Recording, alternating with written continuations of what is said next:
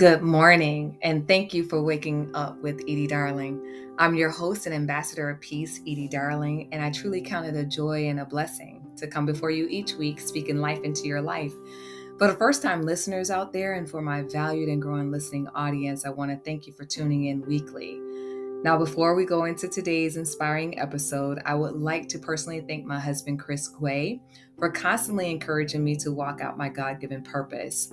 I would also like to thank the sponsors of this show, WUJM 99 Jams The Berg, Groove Hub Nation, and Craig Daniels for their support. And to you, my listening audience, my desire is to awaken you to the awareness and knowledge that we are not alone. We are family, regardless of our race, our ethnic background, our cultural differences, our religious beliefs, our political affiliation, sexual orientation, whether we are rich or poor, we are one body. What happens to one impacts the lives of all. This show builds bridges of compassion for God's diverse people through faith, hope, and love. It encourages you on your journey to do more and be more in God. It will inspire you and motivate you to think outside of tradition and prepare you for your greatest potential on becoming a well-rounded individual in mind, body, and soul by focusing on the here and now, the new day that you have been blessed to see, for the time is now to awaken your dormant gifts. This show also actively seeks to bridge the gap between community and law enforcement relations by bringing the community, leaders, citizens, and law enforcement together at a round table of peace to address any issue that negatively impact our communities, impede the safety of all, inhibit investigation, hamper police relations, and tear at the very fiber of our human condition and jeopardizes humanity. Now, today's episode is titled The First 30 Seconds, and I have the honor to have across from me Dr. Eloy Nuñez. Dr. Nuñez is a retired lieutenant from the Miami-Dade Police Department, where he served 26 years and was involved in the planning of 2 Super Bowls in 1999 and 2007, as well as the Free Area of the Americas Conference in 2003 and the presidential debate in 2004. As the commander of the Emergency Operations Unit, then Lieutenant Nuñez participated in the peaceful resolution of over 200 hostage and barricaded subject incidents. He retired from Miami-Dade in 2007 and moved to Citrus County, where he and his wife Maria became members of the Rotary Club of Inverness. Upon his retirement from Miami-Dade, Dr. Nuñez became a full-time associate professor at St. Leo University, Department of Public Safety Administration. He served in that capacity until he retired in 2018 to focus on his duties as a Rotary District Governor. Nevertheless, Dr. Nuñez never really left the university. He continued to teach as a part-time adjunct professor, teaching a doctoral level leadership course, as well as command schools throughout Florida and Virginia. The relationship with St. Leo University continues to this day, as Dr. Nuñez has been closely involved with the Mel Green Institute to combat human trafficking. That close relationship has also spawned a partnership with the Tampa Bay Area Alliance for Peace and Conflict Resolution for the implementation of the organization's The First 30 Second SM project. Dr. Nuñez and his good friend, Dr. Ernie Vendrell, co-authored the award-winning book, Managing Critical Incidents and Large-Scale Event Security, as well as their personal accounts in the book titled Escape from Cuba. As a past Rotary District Governor, Dr. Nuñez serves on various committees and is currently the chairman of the district's Peace and Conflict Resolution Committee. He is also a member of the Rotary Action Group for Peace. Good morning, Dr. Nuñez, or may I say Eloy? Thank you so much for coming on to Wake Up with Edie Darling. Good morning, Edie. Thank you for having me. It is an honor to have you. So I want to delve right in, okay? Where did you grow up? Well, I was born in Cuba, my first 4 years of my life, and then I grew up in Miami-Dade. School patrolman. Okay. In 6th grade. And then it went on. And then my life has been out of my hands the rest of the way. I know, that's right. I love it. It's been out of your hands. So growing up in Miami-Dade, I'm sure, that couldn't have been easy. but can you pinpoint any adversity or experience in your community or your surrounding that compelled you to become an agent of change as a police officer? Well, my parents' story of having to leave Cuba and having to restart life, and then again, uh, I think just gratefulness and thanks to this country for taking us, for allowing us to restart and thrive, and that gratitude translates, I think, into serving the community, of always being grateful for everything that we have. So when I think about your book, or I'll say Escape from Cuba, because you bring it back to your mom and dad and the gratefulness of being here in the United States. Can we talk about that for a little bit? Sure. So tell me about their experience and, their desire to be here. So the book, just so you know, is 14 different stories, 14 different Cuban exiles, and my story is said through the eyes of a 4-year-old, and then later, as we came to the United States and our lives in the United States, it was not easy. Even back then in the 60s, there was prejudice toward us a little bit. Not bad. I remember being not served at a restaurant in St. Augustine, Florida. We walked in and they just ignored us for about 20 minutes.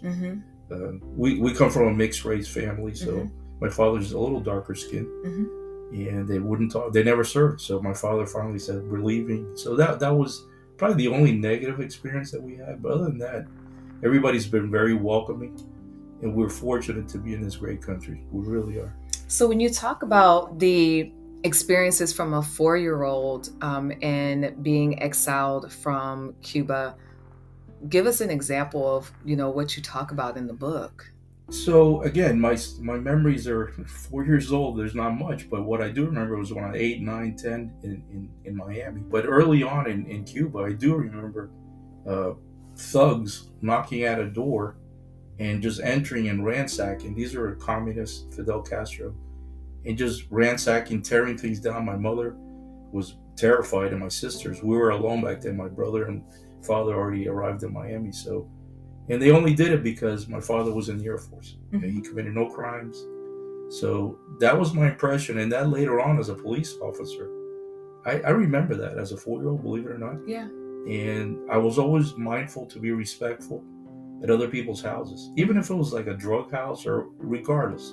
You always respect, because I remember what it was like, an innocent family. And that's why I'm so grateful, and I respect the U.S. Constitution that guarantees those rights. And when things go wrong, when authority goes bad, and I have seen examples of corrupt officers, brutal officers, and you know that well too. Yeah, absolutely. And I think that's when I saw my mother and my father and all as ethical as they always were, law-abiding, and being subjected to that, I think that prepared me later for my career to be mindful of that. Yeah, and that's my question to you. What was that defining moment that you said, you know what, I want to be a police officer? What was that for you? Actually, it wasn't defining.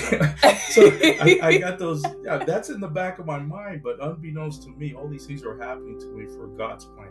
Yeah. I had no idea that I was going to be a police officer. Going to be. So how did it happen? I got rejected at every other thing that I could possibly my degree in college was psychology, my undergraduate. Yeah. And I applied for every job you can think of, the State Department, the CIA, librarian, and either they told me I was either overqualified or underqualified. Go away. But I just kept going. I was a maintenance man working construction work for 7 years. Yeah. Supposed to be a summer job, but it lasted 7 years. And I'm grateful for that, because that's where I met my wife. Yeah. But all of a sudden, Miami-Dade Police gave me an interview.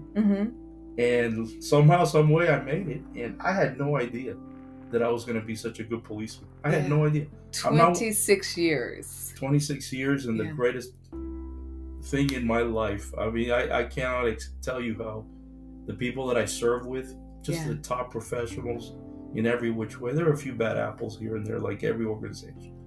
But I'm blessed. I was blessed. So as a former lieutenant, we know that each encounter could potentially be a deadly one. How do you educate the community about the significance of the title of the show, The First 30 Seconds? Well, it's nobody likes to be pulled over by the police. I've been pulled over by the police, and it's very uncomfortable. So understanding that discomfort, uh, it's to me, I think it's important to be ready for it. Now, a police officer will do 7, 8 traffic stops a day or night during a midnight shift.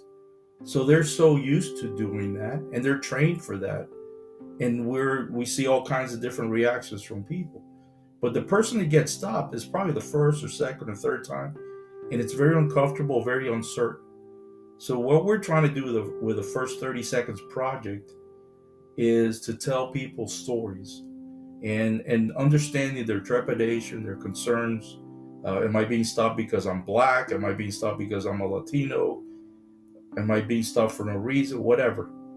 Is to at least interact with a police officer in a professional, business-like manner to minimize conflict. Now, we can't get rid of conflict altogether. There are bad guys there that will shoot officers and fight, and police work, as you know, can be a difficult, dirty job. Sometimes somebody has got to do it.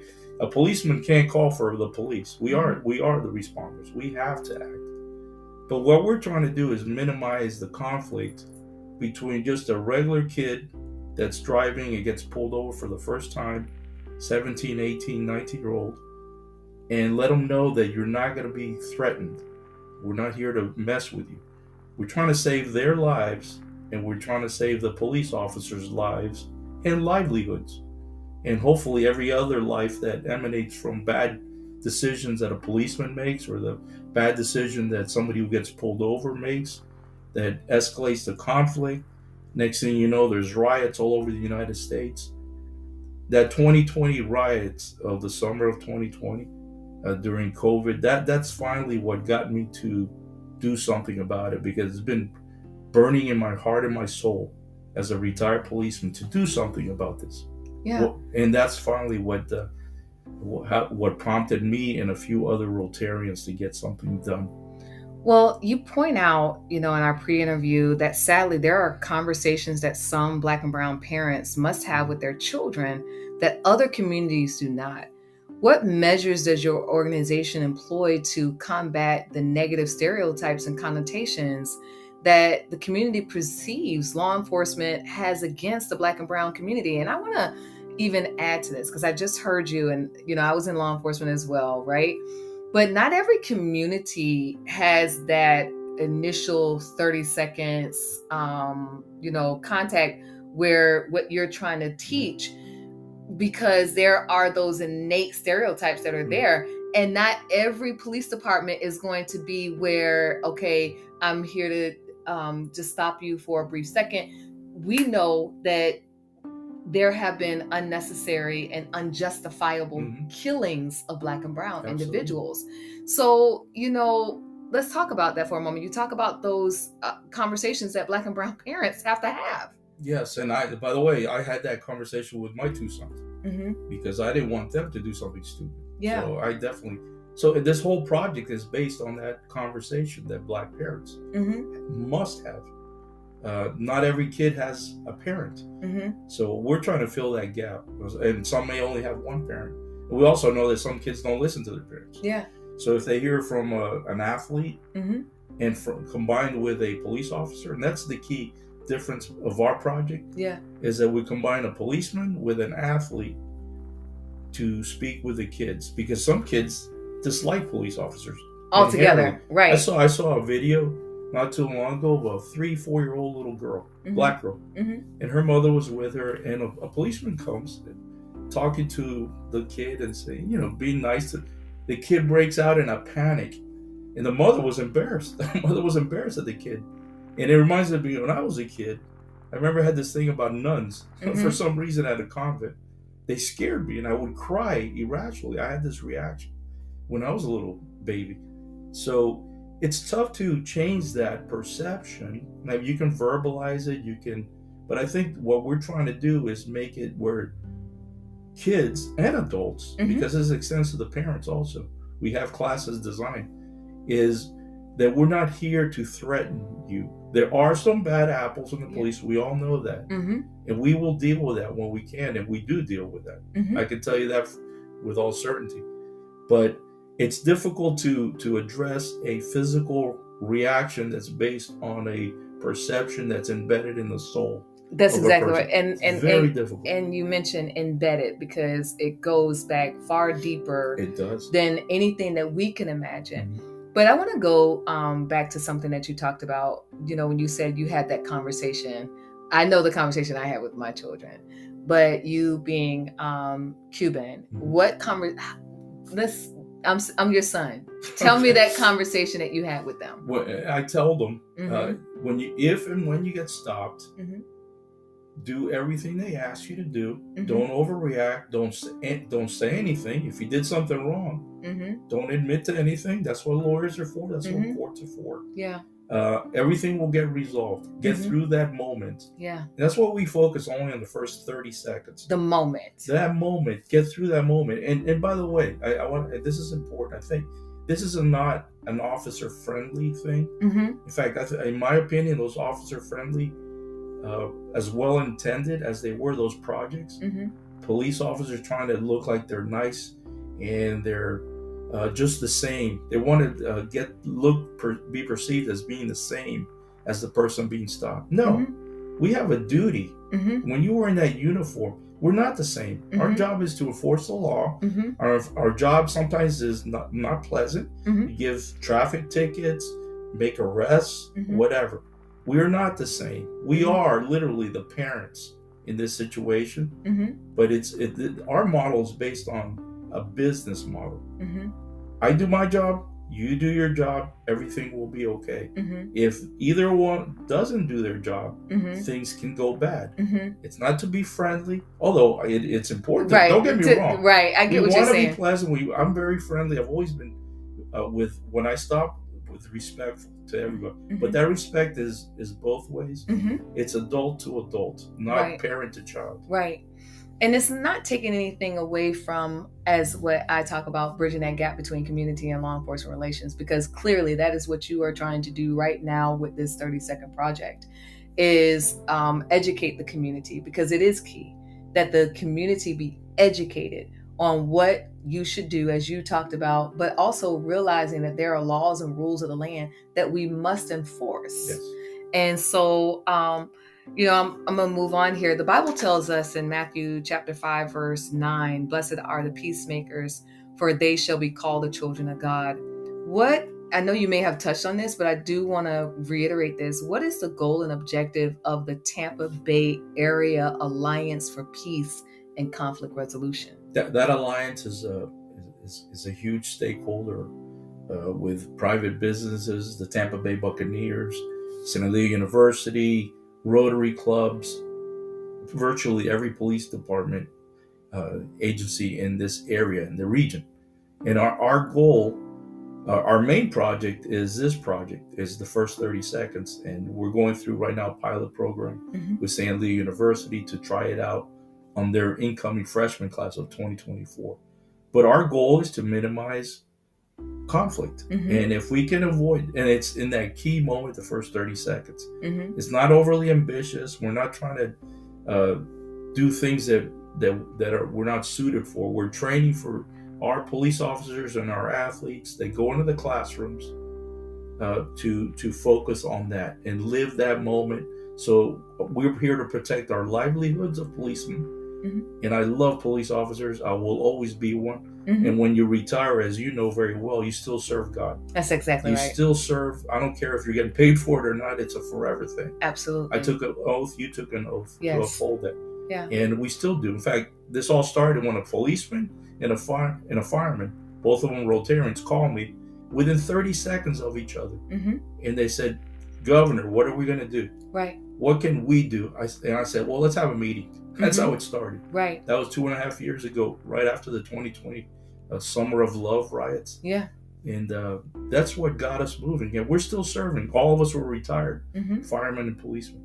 You said something very powerful, and I want to touch on this for a moment. You've partnered with athletes and law enforcement to be able to go out and educate. So who is the audience? Is it just children that you're trying to address? Are you looking at adults? Who is your audience, and who are these athletes? So initially our audience was going to be middle school children, but then we expanded and thought, after brainstorming, high school students, and somebody expanded that and said, why don't we talk to the parents, offer these classes to the parents so they can pass it on to their children.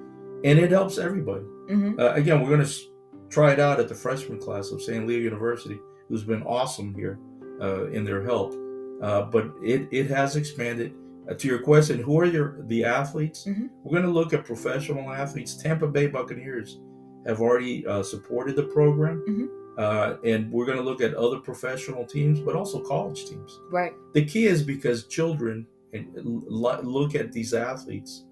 I remember when I was a kid, there was a wrestler who also played for the Miami Dolphins, middle linebacker. Wahoo McDaniel was his name. I was like 10 years old, and I went to a wrestling match. Wahoo McDaniel's dressed really nice in a suit and tie. I was so impressed by Wahoo McDaniel. I later found out he was an alcoholic and whatever. But he was a good football player. He was my idol back then. The point being that kids look up to athletes. That's the role models. Yeah. They don't. Some look up to policemen, but not as much. But if both of those, the athlete and the policeman, walk into that classroom together, that makes the kids understand that the policemen are not there to mess with them. They're there to do their job. And I know you didn't say this, but this is not a we versus them mentality. Not at all. This is not a we law enforcement against the community, and it's not the community, and it should not be the community against law enforcement, but a collaboration. Correct. And so what you are doing by bringing in, because my mom and dad always used to say, I want to be your role model. I don't want you looking out in the community at your role models. Your role model is right here in the house. But sadly, every household is not like that. Correct. So like you said, kids look up to these role models that happen to be athletes. And it is commendable to me to know that athletes are willing to come alongside you. My last question for you is, I say simple, but it may not be simple. Why is the nature of peace through conflict resolution so universally important? And can you see it being effective on a global scale? I do see it effective on a global scale. And as you know now, there's the world as usual. Is sadly has wars all over and conflict and mass movements of people from refugees just like me all over the world. It's very sad to see Ukraine and Israel. So I think it could be expanded beyond the Tampa Bay region to the entire United States. In fact, we're already looking at that expanding. But the concept of respect is universal. Of police officers are part of the community. And when they become not part of the community, that's problematic. Yeah. In fact, that happened in Ferguson, Missouri. That led to, the shooting and the killing and the riots thereafter. So it's not us against them. We are us. We are. Everybody's us. Right. So it's a universal thing. That's not to say there's not bad people. We know there's evil in this world. And we know very well, sadly, but we just cannot give up. That's right. We cannot give up. I do believe that peace is possible. I do believe, but we have to get people on the same page and understanding what community actually looks like. The concept of peace and conflict resolution, that's what I stand for. I've talked about this before, that every community does not talk about peace and conflict resolution, right? When I was a school resource officer, and I would go from one community that may have been on the southern end of the county and going to a northern end of the county, there was a staunch difference. The kids in the north end, they knew about conflict resolution. Why isn't it being taught universally to everybody? So this is why I can really commend what you're trying to do, is that you're not this is not indiscriminative. It's not, it's not discriminated. You are saying, I want to be able to provide this to all communities. So that is very commendable. I want to thank you for tuning in to this episode of Wake Up with Edie Darling with our special guest, Dr. Eloy Nuñez. If you have a unique story of how you or your community turned a negative situation around through faith, hope, and love, I would like to hear from you. Email me at awakenyourdormantgifts@gmail.com. And please don't forget to follow me on social media. Also, if you feel your community, business, organization, or government entity are stuck and can't seem to move forward for the sake of all, and you desire a peaceful resolution, I am here for you. Now, before we close out this episode, I would like to leave you with this parting prayer. Father God, we come before you as humbly as we can, seeking you right now on behalf of law enforcement officers and those who stand in leadership and those who truly have a heart for peace. May they never take their role for granted. Give them divine wisdom, insight, and guidance that only can come from you. Your word says in Proverbs 2, verse 1 through 8, my son, if you accept my words and store up my commands within you, turning your ear to wisdom and applying your heart to understanding, indeed, if you call out for insight and cry aloud for understanding, and if you look for it as for silver and search for it as for hidden treasure, then you will understand the fear of the Lord and find the knowledge of God. For the Lord gives wisdom. From his mouth comes knowledge and understanding. He holds success in store for the upright. He is a shield to those who walk in blameless. For he guards the course of the just and protects the ways of the faithful ones. Build up our law enforcement leaders and our law enforcement officers daily. Protect them, humble them, and reassure them that you are there every step of the way to guide them along the way. For you said, blessed are the peacemakers, for they shall be called children of God. Father, we pray. Amen.